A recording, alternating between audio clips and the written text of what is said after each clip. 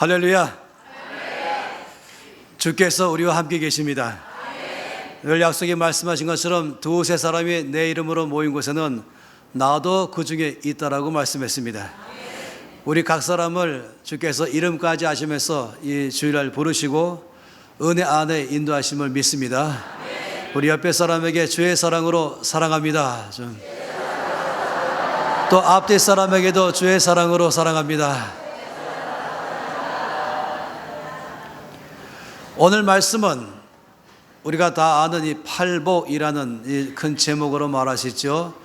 주께서 이 복이 있다라는 말씀하시면서 8가지 면에서 복이 있다라고 말씀을 했습니다. 그러면서 오늘은 특별히 그 중에 첫 번째의 복에 대해서 말씀하면서 심령이 가난한 사람은 복이 있다, 이렇게 말씀하신 내용입니다. 사실 이 복이 있다라고 말하는 것은 이 복이라는 이 단어는 모든 사람들이 관심을 갖는 것입니다. 어떤 사람이든지 이 복 받기를 싫어하는 사람들은 없습니다. 근데 어떤 사람이 복이 있는 사람인가 할 때에 일반적으로 많이 말하는 이 복이 있다라고 할 때는 가장 많이 요즘은 이 건강에 복이 있다라고 말도 하기도 하고, 또 이 재물에 있어서 많을 때도 복이 있다라고 하기도 하고, 또 그 사람이 이 진급이 빨리 된다든지 아니면 성적이 잘 나온다든지, 흔히 많이 말하는 하는 일마다 잘 될 때 참 복되다라고 말을 할 때도 있는 것입니다. 자녀들이 잘 될 때도 복이 많다라고 말하기도 하고, 또 돈이 많을 때도 복이 많다라고 할 때가 있는 것입니다. 일반적으로 그런 경우들을 보통 이 복이 있다라는 말씀을 많이 하는 것이죠. 근데 성경에서 말씀하는 그 말씀은 좀 다른 차원인 것입니다. 성경에서는 말씀하기를 심령이 가난한 사람이 복이 있다라고 말씀을 하는 것입니다. 그러니까 재물이 많이 있다, 재물이 적다, 이런 차원에서의 복을 말하는 것이 아니라 이 심령에 대해서 이 마음의 상태를 가지고 주께서 복이 있다라고 말씀하는 것입니다. 그런데 재미있는 것은 심령이 가난한 사람이 복이 있다고 말씀하는 것이에요. 이 가난하다, 이 단어가 상당히 중요한 단어이죠. 일반적으로 많이 말할 때에 이 가난하다는 말은 돈이 없다, 이때 좀 많이 쓰게 되고 불쌍하다라는 말도 많이 하게 되잖아요. 그런데 성경에서는 심령이 가난한 것만큼은 오히려 복되다, 이렇게 말씀을 많이 하고 있습니다. 누가복음 1장 말씀 안에 보게 되면은 어떤 사람이 하나님께서 축복하시는가에 대해서 말씀하시는 내용이 나와 있습니다. 이 1장 말씀 안에 볼 때는 이렇게 말씀했습니다. 주님께서는 줄이는 자를 좋은 것으로 배불리셨으며 부자는 빈손으로 보내셨다, 이렇게 말씀을 하는 것입니다. 그러니까 주님 앞으로 사람들이 나오잖아요. 예배 드리려고 나오거든요. 예배 드리러 나왔는데 예배를 다 드린 다음에 갈 때는 상태가 다르다라고 말씀했습니다. 어떤 사람에게는 주께서 두 손 가득히 넘치게 부어서 충만함으로 배불린 것처럼 하면서 가는 사람이 있는가 하면은, 어떤 사람은 예배를 마치고 갈 때에 빈손으로 가는 사람이 있다, 이렇게 말씀하는 것입니다. 그래서 주께서 어떤 사람에게는 배불리시고 어떤 사람은 빈손으로 보내셨다, 이렇게 말씀을 하는 것입니다. 사실 똑같은 찬송을 부르고 또 똑같은 말씀을 설교자 통해서 듣고 함께 예배에 참석했지만 예배를 마친 다음에 각 사람들의 상태가 달라진다라고 말씀을 하는 것입니다. 처음에 올 때에는 다 똑같은 마음으로 왔을지 모르지만은 끝났을 때에는 그 결과가 다르다라고 말씀을 하는 것입니다. 이 말씀 안에 볼 때에 어떤 모든 사람들이 주께서는 다 배부르고 두 손 가득히 안고서 예배를 마치고 돌아가기를 주께서 원하는 것입니다. 근데 어떤 사람들은 예배 마치고 갈 때에도 빈손으로 가는 사람이 있다라고 말씀하는 것입니다. 그 특징을 말씀할 때 이렇게 말씀했습니다. 줄이는 자는 배불리 먹게 하셨다. 이걸 이 말씀 속에 볼 때는 심령이 가난한 자, 이렇게 말씀을 하는 것이죠. 그런데 어떤 사람이 빈손으로 가냐면은 부자는 빈손으로 갔다, 이렇게 말씀을 하십니다. 여기서 말하는 부자는 돈이 많은 사람을 말한 건 물론 아닌 것이에요. 그렇지만은 또 이 돈이 많다는 것도 상당히 빈손으로 가는 것과 연결될 때가 또 많이 있습니다. 성경 말씀에 보게 되면은 요한계시록의 2장과 3장은 당시에 이 대표적인 교회 7개의 교회에게 성령께서 편지를 다 보내셨습니다. 처음에 에베소로 시작해서 서머나나 버가모나 사데나 쭉 말씀하시면서 맨 마지막에 라오디게아 교회까지 7개의 교회에게 편지를 보냈습니다. 그 편지 안에 내용 보면은 그 교회를 칭찬한 교회가 있고 또 책망한 교회가 있습니다. 또 어떤 교회는 칭찬도 받고 책망도 받은 교회가 있고 또 어떤 교회는 칭찬만 받고 책망이 없는 교회도 있습니다. 근데 또 어떤 교회는 칭찬은 없고 책망만 받은 교회도 또 있는 것입니다. 이 7개 교회 중에서 맨 마지막에 있는 이 라오디게아 교회는 칭찬은 없고 책망만 받은 그런 교회 중에 하나인 것입니다. 그런데 이 교회를 잘 보면은 사실상 놀라는 것이에요. 왜냐하면 이 교회는요 아주 부자 교회입니다. 건물도 어떤 교회와도 아주 반듯한 건물을 갖고 있고 성도들 모두 다가 생활에 윤택하게 살고 있는 것입니다. 다른 어떤 교회보다도 이 교회는 부자가 많이 있는 교회, 전반적으로 이 생활 수준이 높은 교회가 바로 이 라오디게아 교회인 것입니다. 여러분이 만일에 이제 이 소아시아, 특히 이 터키 지역이라고 많이 말하죠. 거기에 이제 여행을 갔다 오신 분은 알겠지만은 거기에서 이 라오디게아 교회가 왜 부자 교회인지를 알 수가 있습니다. 거기는 세 가지 면에서 아주 유명합니다. 첫째는 금이 나고 있습니다. 금강이 있는 것이에요. 금강이 활발하다 보니까 거기는 이 사업단체가 아주 활발한 그런 도시였습니다. 두 번째는 그 도시는 아주 물이 좋았습니다. 물이 좋기 때문에 두 가지 사업이 발달했습니다. 하나는 안약이 발달했어요. 이 제약회사가 들어가면서 거기서 나는 물 가지고 만든 이 안약은 굉장히 성능이 좋아서 사방에 그 안약이 팔리는 바람에 그 지역이 돈벌이가 됐던 것입니다. 이 물이 좋다 보니까 거기는 이 온천물이 또 있어서 온천이 유명한 곳입니다. 근데 물이 좋다 보니까 이 좋은 물 가지고 염색을 했어요. 그래서 이 염색업, 이 물감을 들이는 것, 이것이 그곳에 아주 유행했습니다. 당시에 갖고 있는 이 사업의 특징은 염색이 가장 유행하는 것 중 하나입니다. 가령 이 빌립보 교회의 성도 중에 한 사람이 루디아가 있지 않습니까?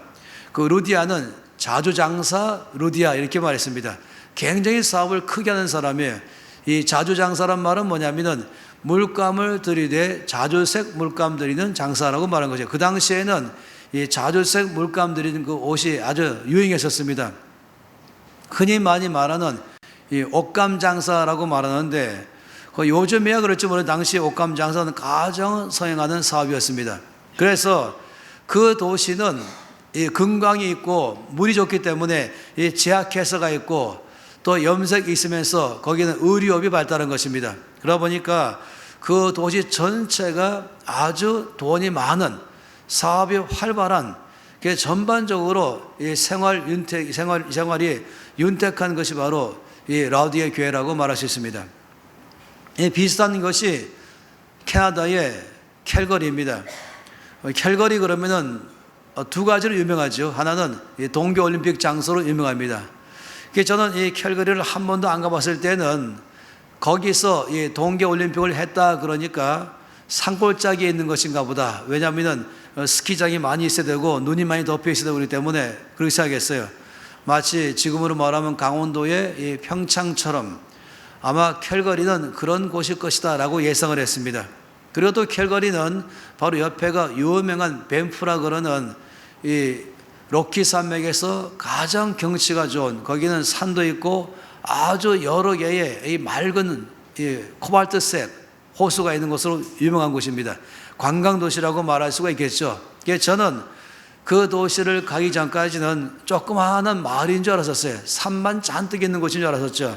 근데 그 도시에 이 집회 때문에 갔을 때 깜짝 놀란 것은 그 도시가 굉장히 큰 도시라는 사실을 가서 알았습니다. 캐나다에서 세 번째로 큰 도시였습니다. 첫 번째가 토론토고 두 번째가 밴쿠버고 그리고 세 번째가 캘거리인 것이에요. 근데 도시가 100만 명이 넘는 것이에요. 그리고 땅은 이 100만 명이 넘는 도시인데 땅은 서울보다 더 넓어요. 더 놀란 사실은 뭐냐면은 그 도시가 전체에서 제일 잘 사는 도시라는 사실을 그때 가서야 알았습니다. 부자 도시라는 사실을 알았죠. 놀랐어요. 왜 부자인가 봤더니 저에게 물어보더라고요. 거기서 이 도시가 부자인데 목사님은 이 도시가 부자인 이유가 뭐라고 생각하십니까? 저는 바로 떠오르기를 아마 관광 때문이 아니겠습니까? 이 밴프라는 유명 관광 때문에 캘거리를 거쳐서 가기 때문에 그런 게 아니겠습니까? 했더니 아니요라고 말한 것이에요. 이 도시가 부자가 된 이유는 석유 산업 때문에 말하는 것이에요. 그 도시에 석유가 나왔습니다. 미국에서는요 제일 부자 주가 텍사스 주거든요. 왜냐하면 거기는 텍사스는 석유가 많이 나오기 때문에 그렇습니다. 이런 것처럼 이 산 꼭대기에 있는 도시인데 거기에 굉장히 질이 좋은 석유가 나오는 것입니다. 이것이 이 도시를 활성화시키게 만들었고 이것 때문에 수입이 아주 높다라고 말한 것입니다. 그 두 번째는 뭐냐면은 소가 많아서 목축업 때문에 또 부자라는 것이에요. 넓은 광활한 땅에다가 이 공기가 좋은 데다가 이 천정 지역에서 거기서 이 들판에서 자라는 소이 때문에 전 세계에서 가장 질이 좋은 이 고기가 그 지역에서 난다고 하는 것입니다. 그래서 이 육류 사업을 통해서 또한 그 도시가 돈을 많이 번다는 것입니다. 그렇기 때문에 이 관광과 육류와 석유 사업으로 이 캘거리가 아주 부자 도시라는 사실을 제가 알게 됐습니다. 이 라오디게 교회도 바로 그런 교회인 것이죠. 금이 많고 또 물이 좋아서 제약업이 발달하고 또 섬유업이 발달하면서 그 도시 전체는 어디보다도 생활고가 윤택한 이 수입이 많이 있는 그런 부자 도시인 것입니다. 그러다 보니까 거기에 있는 이 라오디게 교회도 부자 교회인 것입니다. 그런데 성경 말씀 가운데서 이 라오디게 교회에 대해서 아주 심하게 주께서 책망하셨어요. 이 부자인 이 도시 가운데 갖고는 아주 심한 것이죠. 이렇게 말씀하고 있습니다. 주께서 내가 내 행위를 아노니 내가 차지도 아니하고 뜨겁지도 아니하도다. 내가 차든지 뜨겁든지 하기를 원하노라. 바로 이것이 바로 이 교회를 향한 것입니다. 이 교회가 차지도 아니하고 뜨겁지도 아니하다. 내가 이같이 미지근하여 뜨겁지도 아니하고 차지도 아니하니 내 입에서 너를 토하여 버리라. 이 굉장한 말씀이에요. 주께서 이 라오디게 교회를 말씀할 때에 네가 차지도 아니하고 뜨겁지도 아니하기 때문에 내가 입에서 너를 토하여 버리겠다. 사실 우리가요 이 물을 마실 때 보면은 이 찬물 아니면 뜨거운 물 이것은 입에 넣지만은 미지근하면은 입에 넣기를 좀 싫어하거든요. 그런 면에 말하는 것입니다. 왜 그런가를 말하는 것입니다. 주께서 말씀하기를 이 3장 17절 계시록에 말씀하기를 내가 말하기를 나는 부자라 부유하여 부족한 것이 없다라고 말한 것입니다. 이것이 이 교회의 심각한 문제라고 말한 것입니다. 이 교회가 미지근한 교회, 다시 말하면 열정이 없는 교회, 기도를 하든지 말씀 보든지 성도의 교제든지 모든 신앙생활이 미지근하다 하는 열정이 없다는 것이에요. 왜 그러냐 하면은 이 교회가 이렇게 됐던 제일 큰 이유가 너는 부자라 나는 부자라 부유하여 부족한 것이 없다라고 말한 것입니다. 참 놀랍지요. 많은 선교학자들이 이렇게 말합니다. 그 나라의 GNP가 올라가면 올라갈수록 기도서리는 내려간다. 그 나라가 갈수록 부자가 되면 될수록 열정은 식어진다. 그 나라가 점점 부자가 될수록 헌신은 떨어진다. 이렇게 말한 것입니다. 사실 그 말에 대해서 제가 전적으로 동의합니다. 왜냐하면 역사를 볼 때에 저는 역사가 전공입니다. 세계 역사를 살펴볼 때마다 그 교회의 크리스찬들의 신앙이 떨어질 때, 교회가 미지근해질 때, 성장이 멈추고 성장이 마이너스로 갈 때 항상 그 특징은 뭐냐면은 잘 살기 시작할 때에 점점 수입이 높아져 가고 전반적으로 이 나라 전체의 경제적으로 생활이 좋아지면 좋아질수록 그 교회의 크리스찬들의 신앙생활이 경제적으로 좋아지면 좋아질수록 더 미지근한 삶으로 떨어지고 있다 하는 것, 여기에 대해서 도표를 그려보면 다 그런 것이에요. 그런데 재미있는 사실은 이것입니다. 전 세계의 나라들을 연구할 때에 그 나라가 가난한 나라였다가 부자 나라가 될 때에 그 특징을 보면은 교회 성장과 항상 연관되어 있었습니다. 교회가 성장하면 성장할수록 그 나라의 경제가 성장하는 것입니다. 그 나라의 사회가 발전하기 시작하고 그 나라의 정치가 점점 힘이기 시작하는 것이 이제 모든 나라 가운데서 일어나는 공통점이었습니다. 같이 그래프가 가는 것이 교회 성장과 경제 성장과 그리고 국가의 여기에 신장이 높아지는 것, 국가의 힘이 커지는 것, 사회가 점점 더 좋아지는 사회로 발전하는 것, 이것은 언제나 그 나라의 교회 성장과 함께 연관되어 있는 것입니다. 그런데 재밌게도 예외 나라를 제가 한 가지 봤습니다. 교회는 마이너스인데, 교회는 성장하지 않는데 경제가 성장하고 나라가 힘있게 쓴 나라가 딱 하나 예외가 있어요. 이 그래프가 정반대로 되어 있는 것이에요. 그 나라가 어딘지 아십니까? 바로 일본입니다. 일본은 경제가 전 세계에서 가장 경제적으로 성장한 나라요, 부자 나라 아니겠습니까? 그렇지만은 교회는 가장 밑으로 내려가 있죠. 0.03% 이상으로 떨어진 것이 바로 이 일본인 것입니다.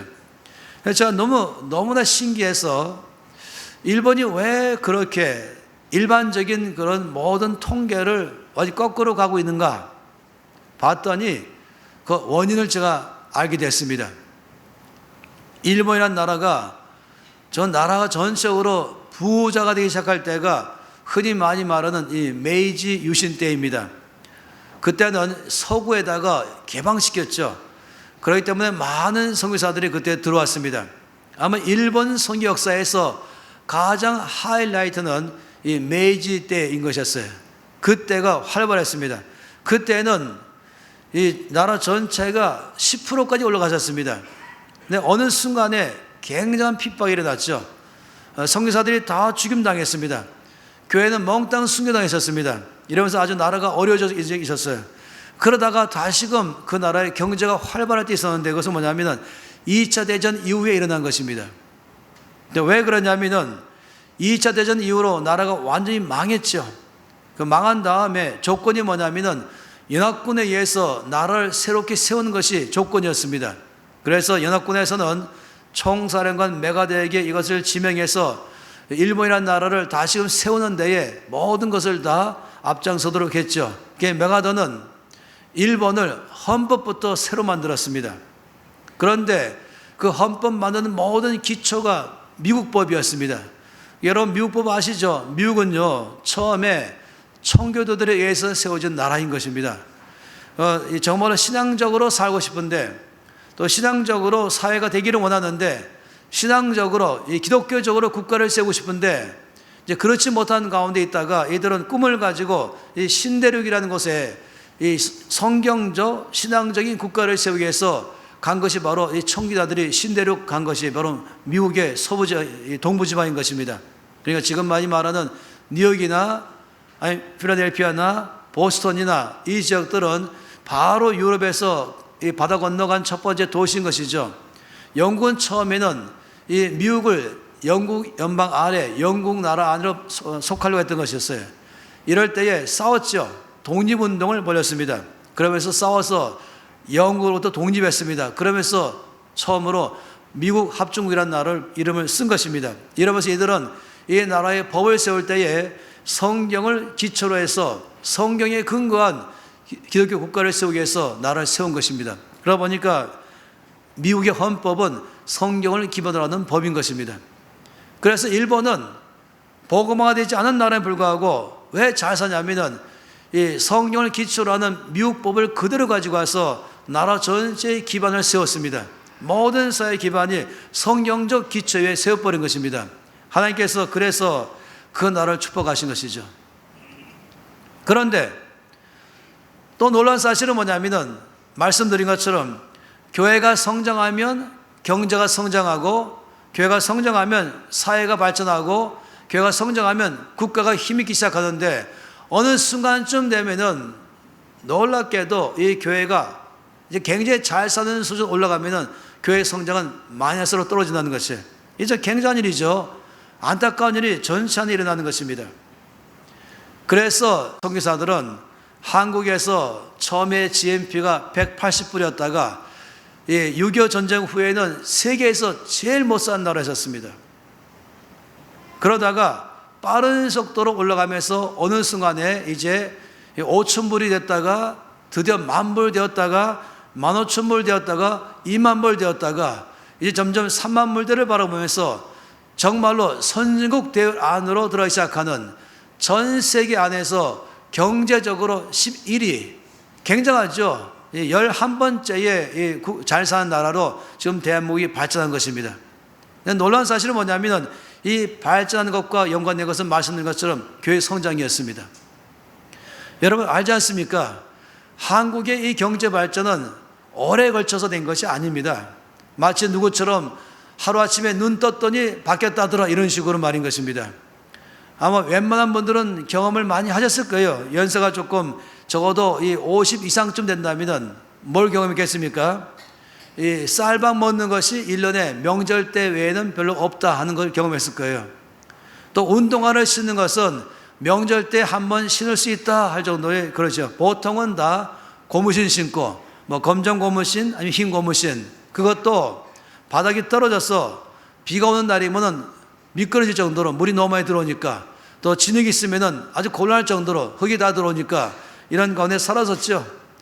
몽당 연필, 이것은 흔히 많이 나오던 말이었습니다. 연필을 아끼고 아껴 쓰기 위해서 이 몽당 연필까지 쓰기 위해서 거기다가 옛날에 모나미 볼펜을 잘라가지고 붙여가지고서는 그걸 연필의 연장으로 썼던 것도 아실 것입니다. 노트도 너무 신기해서는 썼다가 또 지우고 또 쓰는 것도 있었습니다. 저도 그렇게 살았었죠.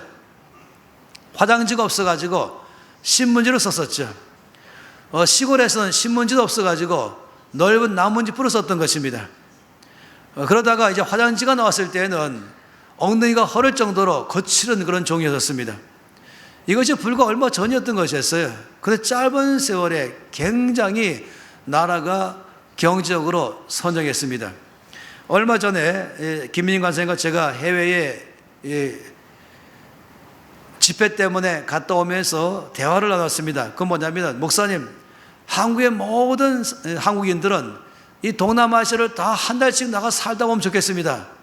왜냐하면 너무나 한국이 잘 사는데 불구하고 불평이 너무 많이 있는 것이에요. 못 산다, 힘들다, 어렵다, 나라도 잘못하고 있다 하면서 불평만 꽉 차 있는 게 이 나라 꽉 차 있는 것입니다. 그런데 못 살던 때를 생각 안 해본 것이죠. 동남아시아는 여전히 그런 나라 많이 있는 것이에요. 그런데 우리가 아는 게 있지 않습니까? 가장 못 살 때, 이 나라가 경제적으로 가장 가난할 때 놀라운 사실은 뭐냐면, 믿는 사람들은 간절한 마음이 있었습니다. 전심으로 주 앞에 나왔죠. 새벽마다 주 앞에 나서 외쳤습니다. 너무 소망이 없으니까, 정말 하나님의 은혜 외에는, 하나님의 소망 외에는 기댈 데가 없는 것입니다. 하나님 위로밖에는 없는 것이에요. 그러니까 새벽마다 주 앞에 나가기 시작했죠. 모일 때마다 간절하게 나왔던 것이죠.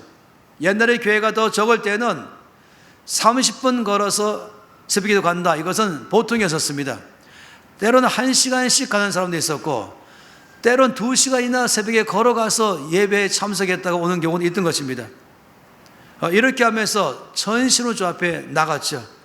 또 기도할 때마다 이 나라가 축복을 주시면, 이 나라를 경제적으로 잘 살게 하시면 우리 모든 부를 가지고 정말 전 세계에 복음을 전파하는 나라가 되겠습니다라고 주 앞에 간절히 기도했던 것입니다. 하나님께서는 이 갈급함, 간절함의 기도를 들으시고 정말로 전 세계에 역사 안에서 볼 수 없는 짧은 시간 가운데 어마어마한 경제적 축복을 주신 것입니다. 근데 우리가 알지요. 이런 가운데 오다가 첫 번째 아주 나라의 경제에 어려움이 부딪힌 것은 바로 이 97년도에 일어나는 큰 사건 아니겠습니까? 그때가 굉장히 어려움을 갖게 많은 회사들이 파산하면서 나라 안에 실업자들이 많이 일어난 것입니다. 흔히 많이 말하는 IMF를 맞이했다, 이렇게 말한 것입니다. 근데요, 저는요, 그 IMF가 일어날 것을 이미 예상했었어요. 그리고 또한 이 IMF가 일어났을 때 주 앞에 전심으로 나갔죠. 어떻게 하면 회복할 것인가? 주께서 말씀하시기를, 너희가 전 세계에서 가장 가난할 때, 못 살 때 주 얼굴을 간절히 구하고 기도 소리가 이 땅에 꽉 차 있었고 말씀을 삼하면서 나갈 때 또 나라를 부욕해 하면은 정말 선교하는 나라가 되겠다라고 주 앞에 구했을 때에 내가 너희들의 기도를 듣고 경제를 성공시키고 사회를 바꾸고 국가를 힘있게 해서 나라 전체 안에 부욕해 했더니 그 모든 부를 가지고 약속한 것은 다 잊어버렸다고 말한 것입니다. 하나님께 이 부를 가지고 선교하겠습니다 했던 것을 갖다 잊어버렸다는 것입니다. 많은 경우에 사실상 옛날에는 여권 받는 게 흔히 많이 말하기를 하늘의 별 따기라고 말했습니다. 저도 그때 살았습니다. 제가 여권 받았을 때에 이 83년에 여권 받았는데요, 주변 모든 사람들이 놀랐습니다. 처음에는 제가 거절받았죠. 여권 줄 자격이 없다고 해서 7번 거절당했었어요. 그러면서 많은 크리스찬들이 기도했죠. 아버지, 이 나라의 여권법이 풀려서 이제 누구나 해외에 나갈 수 있는 기회가 생긴다면은 우리가 선교하겠습니다.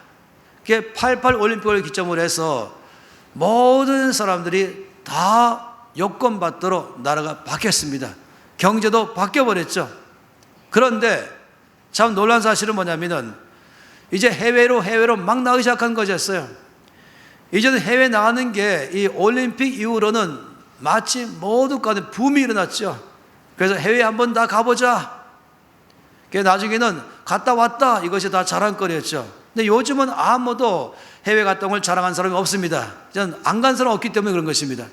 전부 다 이제 해외 나갈 만큼의 여권법도 풀리고 생활고도 이제 풀리고 얼마큼 돈도 있기 시작하고 경제적으로 이제 윤택해지고 사회적으로도 얼마큼 되고 국가도 힘이 있어가지고 전 세계에 갈 수 있는 그런 여건이 된 것입니다. 여러분 아세요?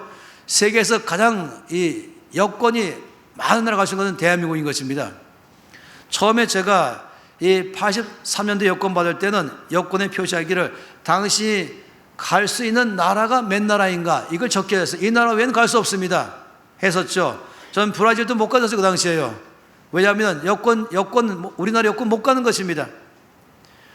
그만큼 나라의 힘이 없었지만 지금은 여권에 보면은 이 못 가는 나라가 어느 나라인가가 표시하는 것이에요.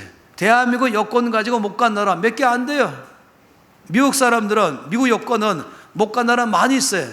근데 대한민국 여권 가지고 못 간 나라는 전 세계 몇 개 안 돼요. 북한과 소수 몇 개 외에는 다 갈 수 있는 것입니다. 그만큼 나라가 강해진 것이에요. 어디 가든지 대우받는 것입니다. 여권이 바로 이 대우를 말해준 것이에요. 그만큼 나라를 바꿔놨죠. 그다음 왜 IMF를 맞이했습니까? 그것은 그렇게 주 앞에 기도하면서 약속했다가 그 약속 어겼기 때문에 그런 것입니다. 왜냐하면 해외에 나가서 돈을 썼는데 그 돈 쓴 것 중에서 쇼핑과 관광 위해서 쓴 돈이 99.9%예요. 저는 그것을 통계를 늘리는 사람 아니겠습니까? 5%도 아니고 50%도 아니고 99.9%, 이 99% 이상, 99%가 몽땅 그 돈은 나가서 관광과 쇼핑하는 데에 모든 돈을 썼다는 것입니다. 선교 위해서는 0.01%를 선교 위해서 쓴 것입니다. 주께서 내가 너희를 가난에서부터 벗어나서 모든 것이 잘 사도록 해줬더니 그 재정으로 여권도 풀리게 하면은 전 세계를 선교하겠다고 하더니 그 돈 갖고 주를 위해서 쓰는 데는 인색하고 자기 위해서 썼기 때문에 이 나라의 경제를 다시금 주께서 말씀하신다 했던 것이에요. 그것이 IMF였던 것이죠. 사실 또 이 IMF를 맞이한 나라 중에서 이 IMF를 벗어난 나라는, 이렇게 빨리 벗어난 나라는 대한민국인 것입니다. 역사에 이렇게 빨리 벗어난 나라가 없는 것이에요. 또 왜 그런지 아시죠? 온 교회가 다시 주 앞에 가서 회개하면서 기도한 것입니다. 우리가 재물을 올바르게 쓰겠습니다. 다시 나간 것이죠. 주께서 또다시 기회를 주신 것입니다. 그런데 지금까지 끊임없이 이 나라의 경제는 여러 가지 면에서 문제가 발생하는 것이에요. 근데 제가 말한 건 그것이 문제가 아니라 이 선교학자들이 말하는 이 말에 신경이 쓰이는 것입니다. GNP가 올라갈수록 열정은 식어진다. GNP가 올라갈수록 기도 소리는 적어진다. GNP가 올라갈수록 성도들의 믿음은 떨어진다. 이것 때문에 걱정하는 것입니다. 그런데 또 다른 면에서는 좋은 소식이 있었어요. 이렇게 말한 것이에요. 놀랍게도 우리나라의 GNP가 올라가는 만큼 선교사를 보냈다. 이렇게 말하니까 그건 굉장히 큰 소식이에요. 기쁜 적이 있어요. 지금 이 나라 안에 보면은 이 GNP가 10,000까지 올라갈 때는 10,000명을 보냈습니다. GNP가 2만 올라갈 때는 2만 명 보냈어요. 그래서 GNP가 4만 번 올라가면은 4만 명을 보낼 것이라는 기대가 또 한 가지 있는 것입니다. 그런데 이것은 양쪽이 있죠. 한쪽은 나라가 잘 살수록 믿음은 떨어진다. 한쪽은 나라가 잘 사니까 선교사가 더 많이 파송된다. 이 두 가지가 지금 있는 것인데, 저는 간절히 바란 것은 이 나라가 잘 살수록 선교사가 더 많이 파송되는 것에만 이 나라가 있기를 바란 것입니다. 그런데요, 이 라오디게아 교회는 왜 문제냐면은 부유한데 이 생활고가 윤택해지니까 이들은 거기에 더 많이 신경 쓰면서 하나님께 대한 갈급함이 없었다는 것입니다. 오늘날 그렇게 됐지요. 이제 나라가 너무 좋게 되니까 아예 옛날엔 주일도 없이 근무하다가 이제 주일은 빼고 주 6일로 하다가 지금은 아예 주 5일로 만들어 버렸어요. 이럴 때에 많은 논의가 뭔지 아십니까? 이제 주 5일 근무하게 되면은 이것이 교회에게 유익하냐 불리하냐, 이것 때문에 논쟁이 많았었습니다. 그래서 유익하다 불리하다 두 가지가 팽팽했었던 것이죠. 저는 정말로 이 주 5일 근무가 교회에게 유익하기를 바란 것이에요. 주 5일 근무가 교회 성장의 기회되기를 바란 것이에요. 주 5일 근무하면 오히려 토요일과 주일날 가지고 영적 성장의 기회를 삼고 더 많이 말씀 보고 더 많이 기도하면서 정말로 부흥의 길을 가시길 바라는 것입니다. 그런데 오히려 주 5일 때문에 많은 사람들은 할 수 있으면은 그 놀러 가는데 더 많이 시간 들여가지고 할까봐 걱정이 많은 것입니다. 주께서 말씀하시기를 누가 복이 있는 사람인가? 심령이 강한 자가 복이 있다라고 말씀했습니다. 이 라오디게아 교회처럼 모든 물질적으로 부유할 때에 그 부유함 때문에 오히려 신앙적으로는 미지근하게 돼서 열정이 식어버리는 그런 일이 있지 않기를 바란 것입니다. 최근에 저는 여러분 몇 분 아시겠지만 이 NCM이라는 이런 단체를 시작하는데 그 목적은 이 단체에 있는 게 아니라 교회 부흥의 목적이 있는 것입니다. 뭐냐면은 어떻게 하면은 우리가 경제적으로도 부유하면서도 신앙은 더 뜨거워지고 교회는 더 부흥하고 정말로 세계를 축복하는 대한민국, 세계를 축복하는 한국교회 어떻게 가능할 수 있을 것인가? 어떻게 그 일을 가능케 할 것인가에 대한 것입니다. 그게 뭐냐면은 부자가 되면은 영적으로 늘 뜨겁고 부자가 되어도 영적으로 성장하고 부자가 되어도 하나님 나라를 자기 심령에 꽉 찰 수 있는 비결이 뭐냐면은 그것은 나의 모든 수입의 90%를 나는 하나님 나라 위해서 쓰겠습니다. 나는 10% 가지고 살겠습니다. 이 운동하는 것이에요. 부자가 되면 될수록 난 나의 수입의 10%로 살고 90%는 다 주인 나라에서 쓰겠습니다. 이렇게 한다면요, 정말로 부자이면서도 여전히 영적으로도 주께서 은혜를 줄 줄로 믿습니다. 그런데 부자이니까 나는 10%로 주 나라 드렸으니까 11조 했으니까 난 다 이미 도리를 다 했다. 나머지 이 돈 모든 90%는 내 것이니까 내가 쓰겠다. 이런다면은 이것이 바로 위험해지는 것이기 때문에 그런 것입니다. 부유해질수록 영적으로 더 충만케 되기를 바라는 것이에요. 주님 말씀하시기를 부자가 천국 들어가기가 차라리 낙타가 바늘길로 가는 게 더 쉽다 이렇게 말씀했습니다. 그만큼 물질적으로 부유한 사람이 자기의 믿음을 유지하기가 쉽지 않다 말한 것입니다. 생활이 윤택해지면 질수록 더 주 앞에 헌신하는 사람이 쉽지 않다 말한 것입니다. 그래서 불가능하다 이 말은 아닌 것이죠. 그렇기 때문에 90%를 주의 나라에서 쓰고 10%로 살자 이렇게 하는 것이에요. 다시 말하면 이런 것이죠. 이제 두 식구밖에 안 사는데 처음에 두 식구니까 두 식구라면 방 2개면 되지 않겠어요?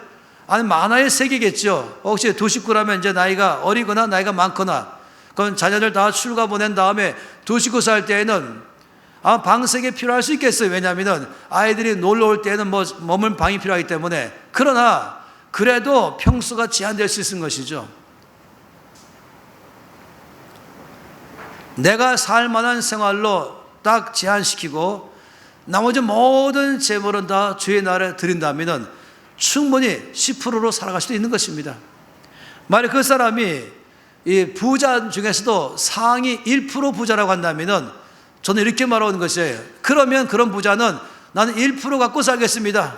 나는 수입의 1%로 살고 99%를 주의 나라에서 드리겠습니다. 만약 그런다면은 그 사람은 돈이 많은다 할지라도 부자라 할지라도 심령이 강한 사람이 될 수가 있는 것입니다.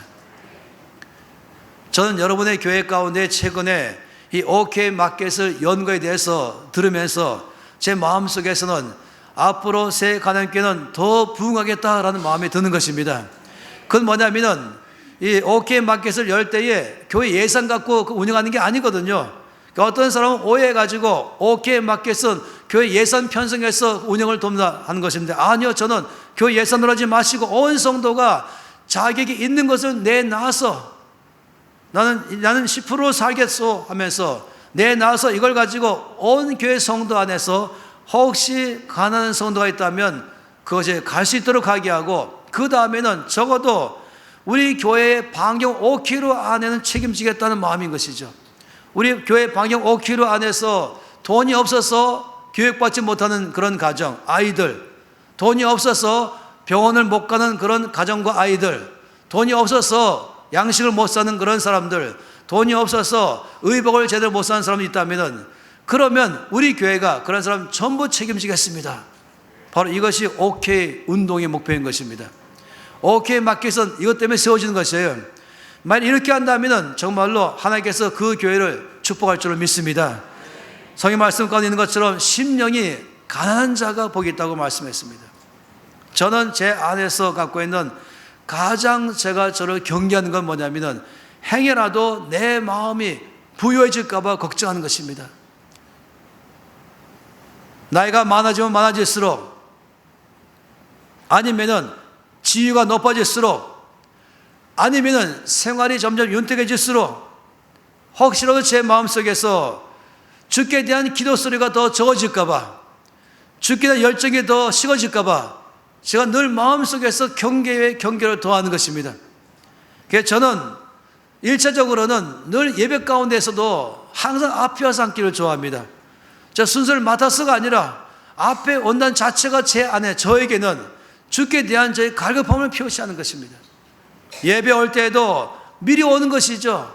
미리 와서 앉아서 이 주보를 다 살피면서 오늘 모든 내용을 살피고 오늘 말씀도 살피고 또 말씀도 미리 보기 시작하고 다제도 기도하면서 오늘 온 예배 가운데서 주님의 영광 받아달라고 기도하고 온 예배 가운데 주 임재를 간절히 구하기 시작하고 오늘 말씀 속에서 저에게 말씀해달라고 기도하고, 지금 제가 컬컬한 심정으로 여러 가지 빈손으로 왔지만은 아버지 예배를 다 드린 다음에는 제 심령을 꽉 채워주시고, 자, 갈 때는 두 손에 충분하게 채워져서 일주일 동안에 넉넉히 살아갈 수 있도록 하여 주시옵소서.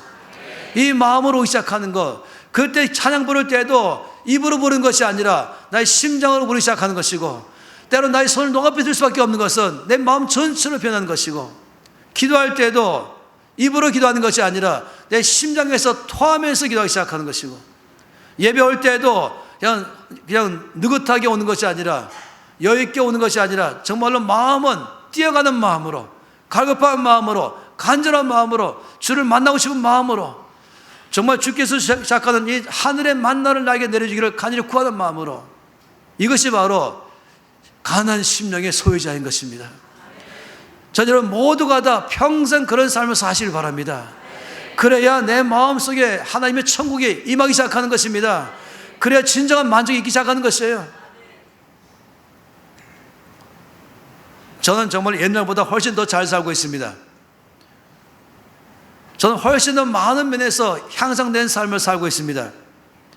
근데 제 안에서 정말로 위험한 것은 행여라도 나의 기도 소리가 작아질까 봐, 나의 열정이 식어질까 봐, 죽게 된 나의 사랑이 식어질까 봐 늘 걱정하는 것입니다. 어떻게 하면 이 열정적으로 살 수 있을 것인가? 제가 개인적으로 아는 분 중에서 이 부산 선역교회의 원로 목사님인 이 정필도 목사님을 개인적으로 잘 알고 있습니다. 이분은 저한테 이렇게 말씀했습니다. 저는요, 지금도 그분이 한참 온 부산에서 제일 부흥한 교회요, 전국에서 제일 알려진 분이요, 세계적으로 알려진 분으로서 저에게 정직하게 말씀하기를, 저는 지금도 항상 설교 자리에 나갈 때, 교회 갈 때는 처음에 교육 전도사의 심정으로 늘 가려고 애씁니다 하는 것입니다. 그 말이 뭔지 알지 않습니까? 교육 전도사의 심정으로 가려고 애쓴다는 것을, 이 교육 전도사로서, 신학생으로서 아무것도 모르고 아무것도 안 돼 있고 날마다 먹을 것도 사실상 보장 안 되는 그런 신학생으로서, 가난한 신학생이며 정말로 이 가난한 한 사람 학생으로서 그때에 정말로 수시로 주 앞에 나가 기도하고 의지할 건 주님밖에 없는 것이며 겸손하고 수박하고 간절하고 수시로 기도하는 가서 외치기 시작하면서 정말로 그 마음으로 살던 그때의 시절, 평생 그 심정으로 살겠다 이 말인 것이에요. 행여라도 난 이제 이만큼 유명해졌으니까, 이만큼 됐으니까, 난 이만한 사람이니까 하면서 행여라도 내 마음이 나는 부자라, 부유하여 부족한 것이 없다 할까봐 마음속에 걱정하는 것입니다. 이것이 저와 여러분 모두 가운데 가져야 될 마음인 것이죠. 점점 더 많이 내 삶에서 윤택해질수록, 여유가 있을수록 더 많이 거기에서는 주를 향한 열정이 커지기를 바라는 것입니다. 정말로 마음이 갈급함이 커지기를 바라는 것입니다.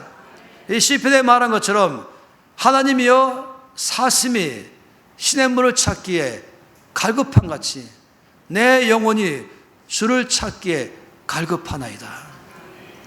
사심이 시냇물을 찾기에 갈급한 같이, 이 정도 말한 것입니다. 아버지, 내 영혼이 주를 찾기에 갈급하나이다.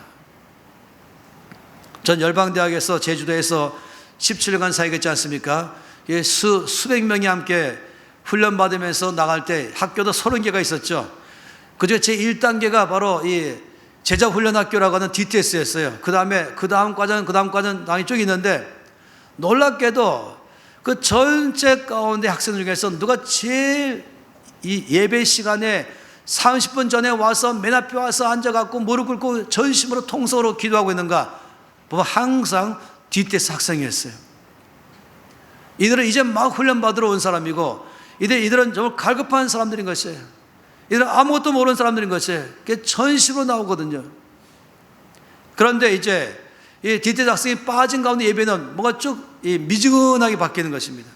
그래서 제가 늘 공개적으로 말하기를, 나의 영적 라이벌은 DTS다 이렇게 말할 정도로 저 심정으로 가야겠다. 마치 교육 전도사가 같이 된 것처럼 말입니다. 이 가난할 때, 아무것도 없을 때에, 모든 게 사방이 깜깜할 때에, 의지할 것은 주밖에 없을 때에 새벽마다 부르짖고 전시로 나아가며 그렇게 하루 종일 일하고도 다시 또 밤에 또 기도하면서 했던 그때 갈급함, 평생 나는 그런 심정으로 살기를 원합니다. 주께서 말씀하기를, 그런 사람이 복이 있다, 그런 사람이 복이다 라고 말씀했습니다. 심령이 가난한 사람이 복이 있는 것입니다. 돈이 많다, 돈이 적다가 아니라, 뭔가 이 땅에서 형통하다, 아니다가 아니라, 이 사회에서 잘 나간다, 아니다, 이것이 아니라 누가 복이 된 사람인가? 그거 상관없이 잘 나가든 안 나가든 돈이 많든 적든 상관없이 더 중요한 것은 나의 심령이 가난한 사람, 갈급한 사람, 목마른 사람, 늘 주 앞에 전심으로 나가는 사람, 주님 말씀하기를 복되다 하셨습니다. 주님 말씀하기를 그런 사람이야말로 천국이 저희 것이다 라고 말한 것입니다. 하나님의 나라가 내 안에 임하는 것입니다. 내 안에 평화가 임하는 것입니다. 내 안에 기쁨이 임하는 것입니다. 내 안에 만족이 임하는 것이에요. 여러분 알지 않습니까? 돈을 많이 벌어본 사람은 아시죠? 돈을 많이 벌면 행복할 줄 알았더니 겉으로는 행복한 척 하지요. 사람들은 참 당신 돈 많아서 행복하겠습니다 말하겠죠. 그리고 속에는 왠지 허전함, 속에는 채울 수 없는 허전함이 더 오는 것입니다. 그걸 알면서도 딴 걸로 채우려는 것이에요. 다시금 또 아니요, 내 안에 있는 이 모든 간절함은 오직 하나님 외에는 채울 수가 없습니다. 내 마음이 천국이 될 때 중요한 것이죠. 내 마음 속에서 하나님의 나라를 꽉 채운 사람의 특징은 부자이기 때문에, 부자의 특징은 무엇입니까? 여유가 많은 거예요. 너그러운 것이에요. 관대한 것이죠. 옆에 사람에 대해서 말을 삐뚤게 말해도, 날카롭게 말해도 마음이 부자인 사람은 웃으면서 안아주고 그럴 수 있지, 괜찮아, 용서한다, 그렇게 할 것이에요. 근데 마음에 천국이 없는 사람, 아주 가난한 사람은 뭔지 아십니까? 여유가 없는 것이에요. 내 문제에 빠져가지고 옆에 성도가 어디 사는지 관심도 못 갖는 것이에요. 누가 옆에서 나에게 조금이라도 비판하면 화가 발끈하기 시작하는 것이죠. 그리고 쉽게 낙심하고 좌절하는 것이에요. 왜냐하면 여유가 없기 때문에. 그 안에 하나님 나라가 없기 때문인 것입니다. 그러나 그 안에 하나님 나라를 꽉 차는 사람은 부자이기 때문에 여유가 있어가지고 옆에 사람을 돌볼 마음이 생기는 것이고, 위로해 줄 마음이 생기는 것이고, 얼굴에 웃음이 있는 것이고, 그리고 다른 사람들에 대해서 포용할 수 있는 그 마음이 있는 것입니다. 우리는 모두가 다 그 삶을 갈망하는 것이에요. 우리 모든 사람은 다 천국이 내 마음에 임하기를 갈망하는 것이에요. 이것은 어떤 사람이 주시는가? 심령이 가난한 사람에게 주신 것입니다. 그래서 저는 우리 모두가 다 그런 복이 있는 사람 되기를 바란 것이에요. 매일마다 돈이 많아도 돈에 소망 두지 아니하고, 돈이 없어도 또 돈에 소망 두지 아니하고, 그 돈이 많든 적든지 그것에서는 그냥 그대로 살지만은 내 마음의 모든 소망은 하나님께로 향하기 시작하는 것입니다. 말씀 볼 때도 그냥 정말로 이 미지근한 사람은 이 말씀 볼 때도 보기 싫어서 억지로 보는 것이고, 그러나 여러분, 배고픈 사람은 허겁지겁 밥을 먹는다는 것처럼 이 하나님 나라에 굶주린 사람은 말씀에 대해서도 꽉 잡는 것이에요. 말씀 펴고서도 삼키것처럼 먹는 것이에요. 그런 사람은 말씀 안에서 만나를 먹는 것입니다. 정말로 이 심령이 가난한 사람이 기도할 때도 이 심장으로 기도하는 것이에요. 내 심장을 토하면서 기도하는 것이죠. 그래서 저는 우리 모두가 다 정말로 이 첫 번째 복을 받는 사람 되기를 바랍니다. 정말로 심령이 가난한 사람 되기를 원합니다. 늘 주 앞에 헐떡이면서 목마르면서 나가기를 원합니다. 자, 가끔씩 이 새벽기도 나오다가 안 나오신 분들 보면은 제가 이렇게 말해요. 요즘 형편이 좀 나아지셨는가 봅니다 하는 것이. 또 안 나오다가 나온 사람 보면은 또 반대로 가슴이 덜컥하는 것이, 뭔 큰일이 발생했는가. 그래서 평소에 갈급한 마음으로 전심으로 나오기를 바란 것이에요. 전 여러분 교회에 대해서 늘 들을 때마다 자랑스러운 것은 매일 밤마다 모여서 기도하잖아요. 1년에 며칠만이 아니라 매일 밤마다 말입니다. 그 쉬운 문제가 아니에요. 근데 어떻게 그게 가능합니까? 심령이 가난하기 때문에 그런 것입니다. 하루 종일 일하면은 쉬고 싶지 않아요. 뭘 하고 싶지 않습니까? 그래도 다시 주 앞에 또 나가는 것이에요. 그러니 하나님이 그런 교회를 부자교회 되게 하는 것입니다. 그런 교회에 하늘나라를 주시는 것입니다. 그런 성도에게 하늘나라를 주시는 것입니다. 그래서 심령이 가난한 교회, 심령이 가난한 성도는 복이 있는 것입니다. 돈이 많고 적음이 아니라 바로 내 심령이 가난할 때 거기에 복이 있다고 말씀하는 것입니다. 할렐루야. 옆에 사람에게 말씀합시다. 이렇게 말하면 되겠어요. 이 천국을 소유합시다. 두 손 높이 들겠습니다. 두 손 높이 들면서 이 손 높이 드는 것도, 전 지난 어제까지 이 성령 축제를 했었는데 500명이 모였을 때에 손 들라 그러니까 사진 찍었어요. 나중에 얼마나 손을 하늘에 뻗쩍 뻗친 것이에요. 갈급하면서 손 높이 들면서 이 시간 통성으로 기도하고 싶은 것인데, 하나님 날마다 심령이 갈급하기를 결정합니다. 가난한 심령이 되기를 결정합니다. 이 사슴의 시냇물 자기 갈급한 같이 주여 내 영혼이 주를 자기 갈급합니다. 간절함으로 살아가겠습니다. 물질에 소망 두지 아니하고 환경에 소망 두지 아니하고 나의 소망은 우리 주 예수께 있습니다. 날마다 주를 갈급히 찾겠습니다. 그리함으로 복이 있는 사람 되기를 원하고 천국을 소유하기를 원합니다. 다 함께 통성으로 기도하시겠습니다. 아버지, 저번에 시간에 주 앞에 간절히 구하며 나갑니다.